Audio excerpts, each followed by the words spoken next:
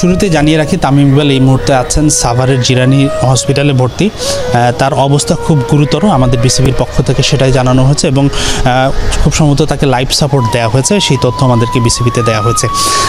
অবস্থা আসলে খুবই বেসামাল। আমি কিছুক্ষণ আগে মোহামেডান টিমের যিনি যেহেতু মোহামেডানে খেলছেন, ম্যানেজার আমাকে বলেছেন দোয়া চেয়েছেন তামিম ইকবালের জন্য, বলেছেন জীবন মৃত্যুর সন্ধিক্ষণে আছেন তামিম ইকবাল।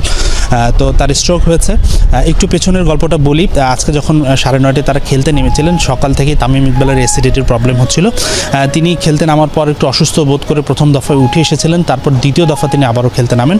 সেই পর্যায়ে আসলে তিনি গুরুতর অসুস্থ হয়ে যান। ধারণা করা হচ্ছে তার অ্যাসিডিটি বেশি হওয়ায় সেখান থেকে হয়তো তার স্ট্রোক তিনি করে থাকতে পারেন এবং দ্রুতই তাকে, যেহেতু জিরানিতে এই হসপিটালটি, সেখানে তাকে ভর্তি করানো হয় এবং বিসিবি থেকে তৎক্ষণাৎ তাকে উন্নত চিকিৎসার জন্য এয়ার অ্যাম্বুলেন্স পাঠানো হয়, হেলিকপ্টার পাঠানো হয়। কিন্তু আমরা যেটা জানতে পেরেছি সেটা হলো যে এয়ার অ্যাম্বুলেন্সে আনা সম্ভব হয়নি, কেননা এই মুহূর্তে তার শারীরিক যে কন্ডিশন, তাতে ডাক্তার বলেছে তার ট্রাভেল না করাই ভালো।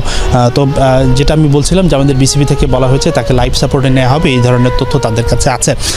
এবং ক্রিকেট বোর্ড থেকে প্রধান নির্বাহী নিজামুদ্দিন চৌধুরী এবং পরিচালক আকরাম খান এবং তামিম ইকবালের যিনি চাচা, তিনি অলরেডি অন দ্য ওয়েতে আছেন। তারা হয়তো কিছুক্ষণের মধ্যে পৌঁছে যাবেন সাভারের সেই জিরানির হসপিটালে। অবশ্যই দ্রুততম তাকে ভালো চিকিৎসা দেওয়ার জন্য ঢাকা আনাটাই প্রেফার করছেন বিসিবির কর্মকর্তা সহ সংশ্লিষ্ট যারা আছে তারা সবাই। কিন্তু এখন বিষয় হচ্ছে তার শারীরিক কন্ডিশন, তার এই ট্রাভেলটা পারমিট করছে কিনা তার উপরেই নির্ভর করছে সব কিছুই। তো আসলে এই ধরনের তথ্য আমাদের কাছে আছে।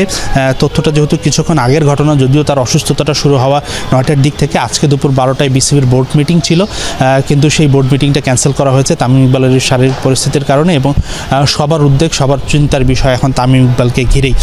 নিশ্চিতভাবে এটা বাংলাদেশের ক্রিকেটের জন্য খুব বড় একটা দুঃসংবাদ। তার এই অসুস্থতা এবং খেলার মাঠে গিয়ে এই ধরনের একটা অনাকাঙ্ক্ষিত ঘটনা নিশ্চয়ই কাম্য ছিল না। হয়তো নর্মাল অ্যাসিডিটির সমস্যার বলেই সেটাকে তামিম ইকবাল হয়তো ওভারলুক করেছিলেন, সেই কারণে এত বড় একটা সমস্যা হয়ে গেছে বলে আমরা ধারণা করছি।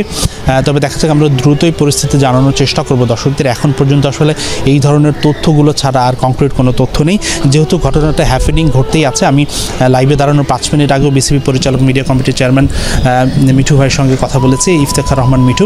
তিনি আমাকে সবশেষ এই তথ্যই দিয়েছেন যে আসলে ডক্টররা তাদেরকে অফিসিয়ালি ব্রিফিং না দেওয়া পর্যন্ত বিসিবিও কোনো স্টেটমেন্ট দিতে পারছে না যে কী অবস্থায় আছেন তামিম ইকবাল।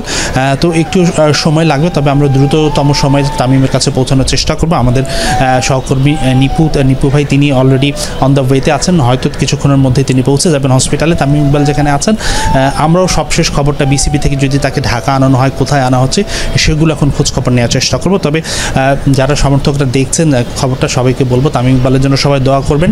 তিনি হৃদযন্ত্রে আক্রান্ত হয়েছেন, মূল কথা হলো হার্ট অ্যাটাক, স্ট্রোক করে তিনি এখন হসপিটাল এবং খুব ক্রিটিক্যাল একটা সিচুয়েশনে আছেন। তো এই ছিল আমার কাছে সবশেষ আপডেট।